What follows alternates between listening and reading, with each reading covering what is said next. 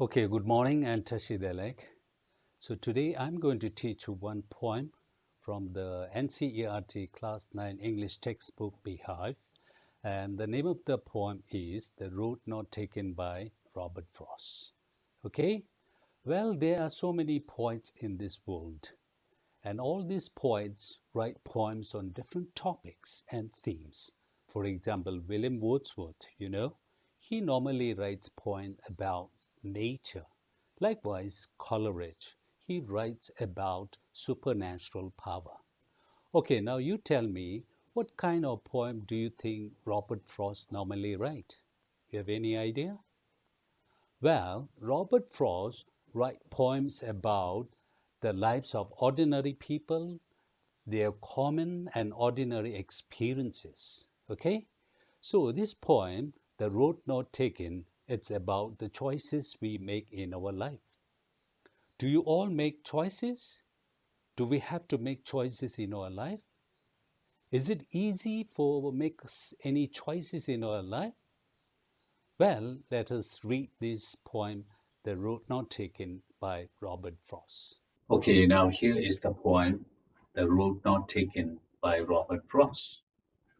Let me read this for you. Two roads diverge in a yellow wood, and sorry, I could not travel both.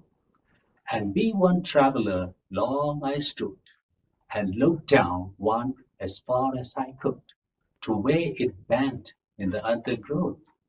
Then took the other, just as fair, and having perhaps the better claim, because it was grassy and wanted wear, though as for that the passing there had warned them really about the same. And both that morning equally lay in the leaves those that had trodden black. Oh, I kept the first for another day. Yet, knowing how way leads on to way, I doubted if I should ever come back. I shall be telling this with a sigh. Some way ages and ages hence, two roads diverged in a wood, and I took the one less travelled by, and that has made all the difference. Okay, so this is the first stanza of the poem, The Road Not Taken by Robert Frost. Okay? Yes. Okay, now in this stanza, the poet came across two roads. These two roads were diverged, so that means division, in a yellow wood. The wood normally refers to the forest. Okay? Now, during that time, it must be the autumn season where the leaves turn into yellow. Okay? Yes. And then he was all alone. He was alone. There were two roads, so he could not travel on both the roads. So he stood there for a long time. What did he do? He just looked at one road and tried to see as far as he could. And then he came to know that the road finally disappeared into the undergrowth. So undergrowth means bushes. Okay, that is the summary. Now let us talk about the literary devices used in the poem. The literary devices are the devices used by the poets in their poem. Now, the literary device that we find here is the rhyming words. And rhyming words are the words which has same ending sound. Okay, now let us look at the words one by one. First one is wood. Try to find out other rhyming words of wood. Yes, we have stood. Yes, we have could. Now these all rhyme together.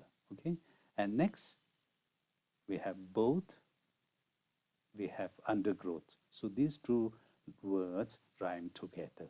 Okay, now these are the rhyming words. Now let us talk about the rhyming pattern. Okay, so when we talk about rhyming pattern, let us try to see first wood. Let us give it a, and the next word is both. This does not rhyme with the word wood, so let us give it b. And third one is stood. Stood rhymes with word wood, so let us write a. Okay, and then could also rhymes with wood, we write a. And the undergrowth does not rhyme with word, so it will not get A. Now, undergrowth rhymes with both. Okay, so both, the word we have to write B. So if somebody asks what the rhyming pattern or what the rhyming second is, we have to say the rhyming second is A, B, A, B. You got it?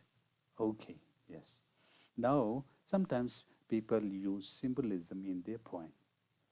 Now, if somebody is writing a poem about the different stages of a life, he can also use the symbolism of the different stages of the river or the different types of weather, okay, different types of season like this. Now, here we all have choices in our life. Now, the choices are symbolized by these two roads, okay? We get different choices in our life. So we have to choose one, okay? Now this is the symbolism used here. Two roads actually symbolizes the different choices that comes in our life. So, okay? Yeah, now this is the first stanza. Let us move on to the next stanza. Okay, so this is the next stanza. Now after looking at the one road, he just look at the other road. And the other road looks much better, and it was fair, and it also looked better because it was full of grass, and it also wanted where. So it also wanted where means it refers to the road. The road wanted where. So the road is inanimate object. He cannot say I want this and I want that, just like in a human being. So what we say is the poet has used personification. The road wanted where? The road wanted people to walk on it so that it wear out. Wear out means finish out like this. Okay? Yes. So this road looks much better than the previous one. But this road has also become worn out just like the same because people had walked, people had passed on this road like the other one. Okay, yes. Now again, let us look at the rhyming words. The first one is fair. Fair rhymes with where. There rhymes with where. Now let us write a, a, a. Okay. Now we have claim.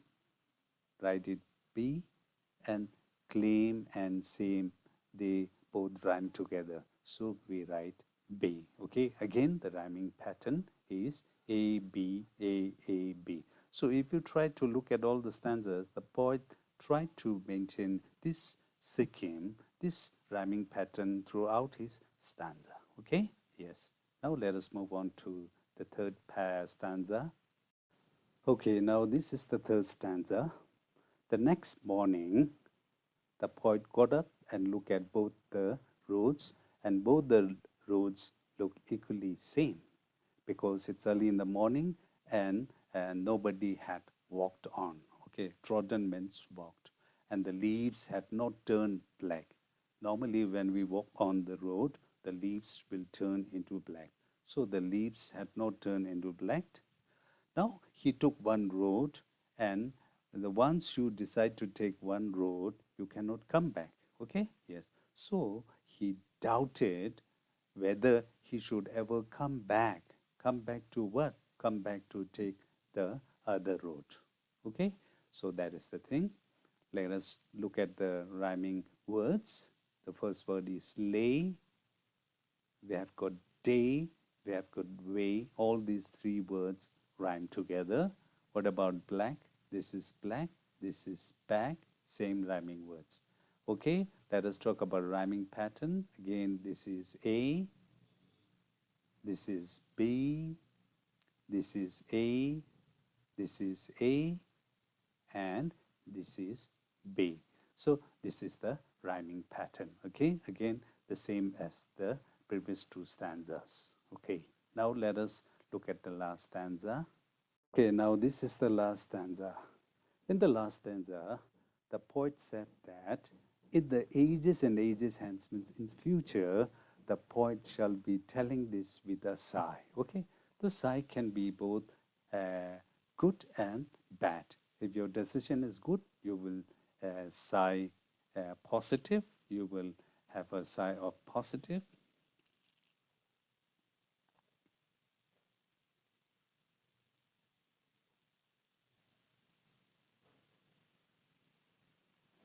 Okay, so this is the last stanza. In this stanza, the poet said that in the ages and ages hence means in future, the poet would be telling this with a sigh. Okay, the sigh can be positive as well as negative. Okay, so he shall be telling this with a sigh that there were two roads in a wood. And which road did the poet take? The poet took the one less traveled by, and that has made all the difference in his life. You got it? So the poet said that he took the road which was less traveled by. Okay? Yes. And that has made all the difference. Now let us again look at the rhyming words. We have got sigh, we have I, we have by. These three words have the same ending sound. We have hence, difference. Okay? These two have the same ending sound. Now, as far as the rhyming scheme or rhyming pattern is concerned, I want you to do it for yourself. Okay? So with this, we have come to the end of the poem, The Road Not Taken by Robert Frost. Okay? Yes. Now, if you get time, you can also translate at least one of the stanzas into Tibetan as a homework. You got it? Okay, yes. Now, as I've already told you, the two roads symbolizes the different choices we make in our life. Now, we should be very careful about choosing the right decision.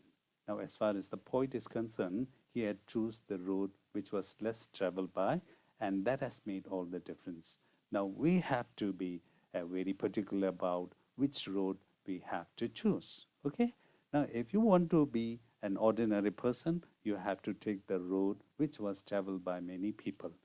But on the other hand, if you want to be different, then you have to be traveling the one which was less traveled by the people so that you become different. So, in that, you may come across different obstacles and problems like this.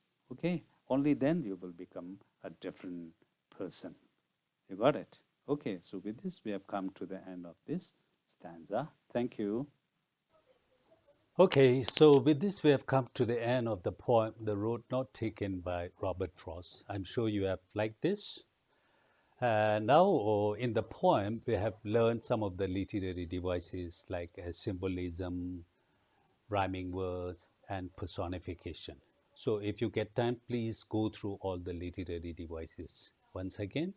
And as a homework, I want you to go through the poem one by one and try to recite this poem to your family members. And if you get more time, you can also translate some of the stanzas into Tibetan and you can share this in your own social network sites. Okay? So, with this, I'm going to stop and we will see you in the next lesson. Okay? Thank you.